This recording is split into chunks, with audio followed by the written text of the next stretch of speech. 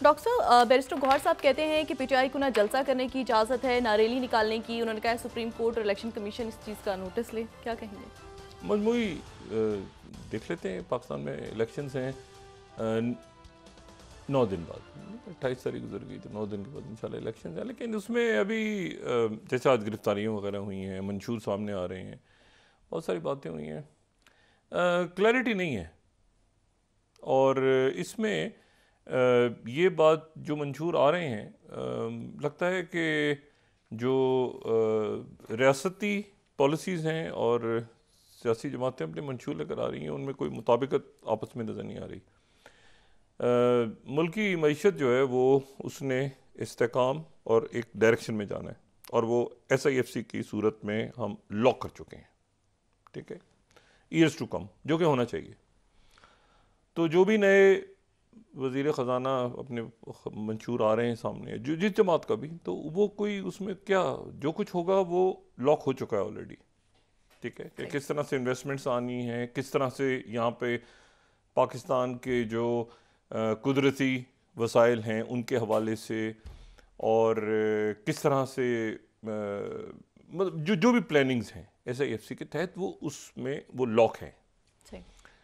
तो उसमें वो वजारत ख़जाना इरेलीवेंट है कि वाकई हम मुलाजमतें देंगे तो बिलासूद कर्जे देंगे, तो घरों में नलके लगाएंगे, तो ये करेंगे, तो ये ऐसी ही बातें। दूसरी बात यह है कि जो बाकी जो नैब को ख़त्म, नैब तो रहेगी अपनी जगह। यहाँ से मुझे ये लग रहा है कि जैसे शायद बहुत सारे मामला पार्टियों ने अपने आ तो गए हैं वो, और हुकूमत में भी उससे पहले तय नहीं किए शायद उन्होंने। मतलब जैसे नैब का खात्मा, नैब का तो खात्मा नहीं होने जा रहा, नैब तो अपनी जगह रहेगी, और आगे जाके अक्रॉस द बोर्ड आगे, अभी तो शायद लोगों को एक तरफा नज़र आ रहा हो, लेकिन आगे जाके अक्रॉस द बोर्ड केसेस मौजूद हैं सारे, जो कि नैब के रेफरेंसेस बहाल हो गए हुए हैं। तो मुझे नहीं पता कि उसमें, या फिर ये 62-63 ख़त्म करने की बात हो रही है, तो वो भी रहेगा अपनी जगह। ये तो चीज़ें सारी रहेंगी ना। तो अब इसको, बल्कि मेरा तो ख्याल है कि और ज़्यादा ये माशी दहशत गर्दी और ये सारे मामला पे क्रॉस द बोर्ड मज़ीद रियासत को सख्त होना चाहिए, और सख्त हो भी रही है। ये माफियाज के गिर्द घेरा,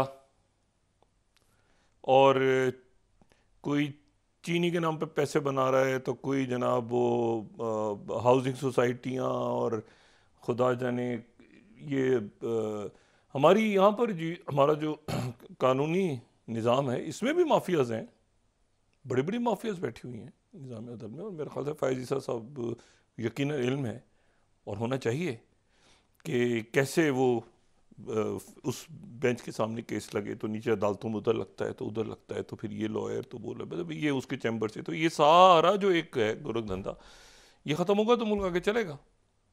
ये जो नेक्सस है, माफिया एक माफिया नहीं, माफिया होती है जो कनेक्टेड होती है। अब माफिया को, ये जो लफ्ज़ है ना हम इस्तेमाल करते हैं माफियाज, मुल्क में माफी हैं, तो माफिया में सिर्फ बदमाश नहीं होते, माफिया में जो है वो आप नोट करें ना, वो तो हर जगह पे उनके लोग होते हैं, कारिंदे मौजूद होते हैं। तो वो जो है ना वो और फिर जाहिर है कि एक जमहूरी अमल है, उसमें साफ़ सुथरे लोग आगे हैं। अब वो मुस्लिम लीग नून की क़यादत है, या पीपल्स पार्टी की क़यादत है, या तहरीक इंसाफ को सरप्राइज़ देने में कामयाब हो जाती है, और तहरीक लब्बैक बहुत बड़ी तादाद में है, जमात इस्लामी है मैदान में।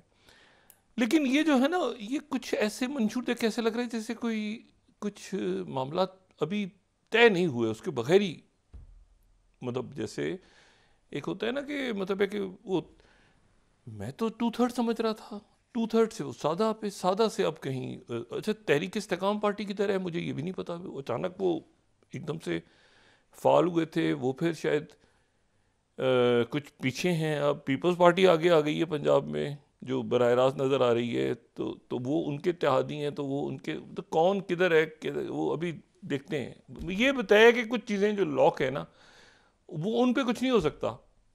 जैसे अगर आपने ये जो एलीट कैप्चर का लफ्ज़ चला था, ये तो वैसे बेसिकली देखा जाए तो जैसे होता है ना, एक हमारे दूसरे मुल्कों के साथ क्रिकेट मैच होते हैं, एक हमारी अपनी PSL बनी हुई है ना, तो ये इंट्रा PDM इलेक्शन ही हो रहा है। तो ये इंट्रा PDM इलेक्शन जो है ना, तो तुम जीतो या हारो हमें तुमसे प्यार है, मतलब ये इस तरह वो वाला इलेक्शन है। तो बात यह है कि इसमें जो है ना, ये असल बात यह है कि मईशत जो है वो तो लॉन्ग टर्म पॉलिसीज आपको, और वो आखिरी दिनों में जो बात हम सुन रहे थे पीडीएम हुकूमत के, लीड कैप्चर, IMF रोक रही, खर्चे कम करें, अपने गरीबों तक नीचे पैसे लेके उनको दें, आप ये करें वो करें। IMF वो बातें कर रही थी, कर रहा था पाकिस्तान की फेवर में है, सारे वो बातें उनकी हैं, शराइ जो उनकी फेवर में है कि आप ये खर्चे क्यों नहीं कम करते। कई अदारे हैं, कई सफ़ेद हाथी आपने पाले हुए हैं जिनको ख़त्म हो जाने चाहिए। और आप मुल्कों में जाएं, बहुत से मुल्कों में, तो वहाँ पर जो इंटरनल सिक्योरिटी के एक आध अदारा ही होता है, बहुत सारे अदारे नहीं होते।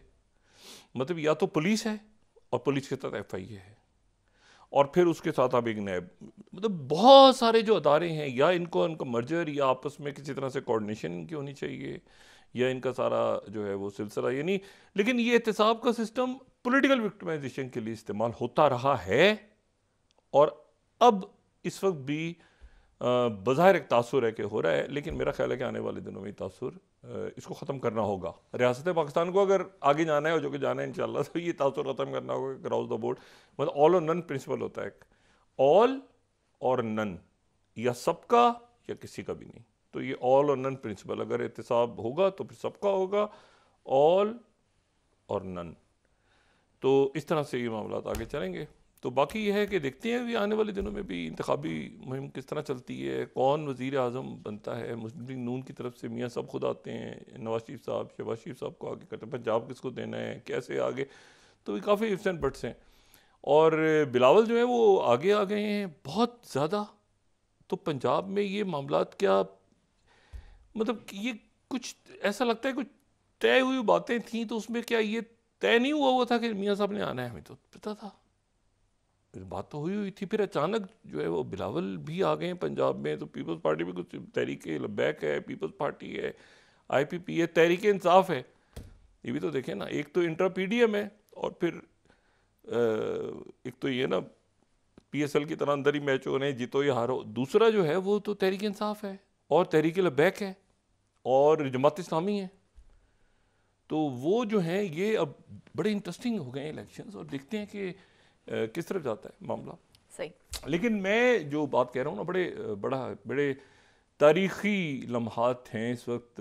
ये मेरा ख्याल है कि जो दुनिया की तारीख़ इस वक्त लिखी जा रही है ना, वो ऐसी है कि बड़े बड़े हिस्टोरिकल मोमेंट पे इस वक्त हम खड़े हैं।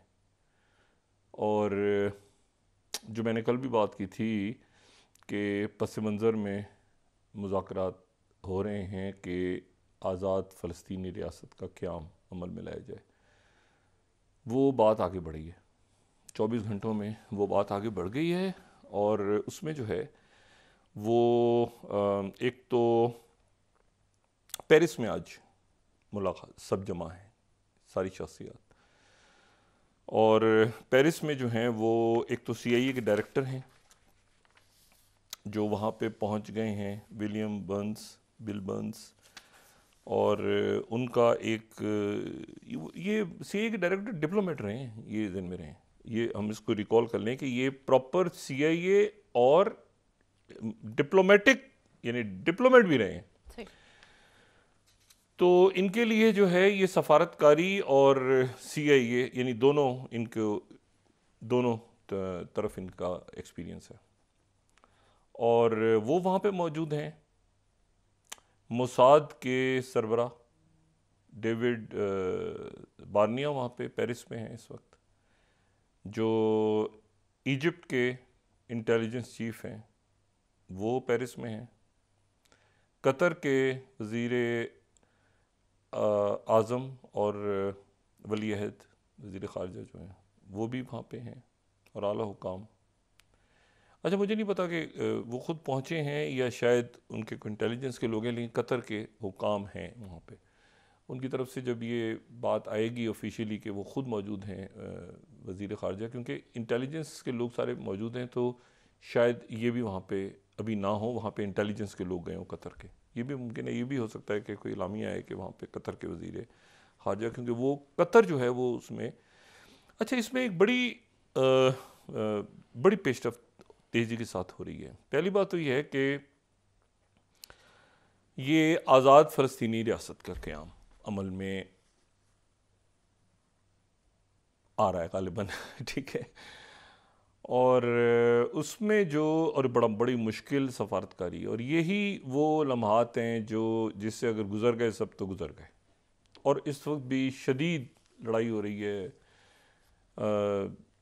पूरी कोशिश है इसराइल की और नेतन्याहू हुकूमत की कि इस मामले को आगे बढ़ने से रोका जाए, ये मुज़ाकरात नाकाम हो जाएं किसी तरह। लेकिन ये है कि ये अमेरिका, चाइना, रशिया,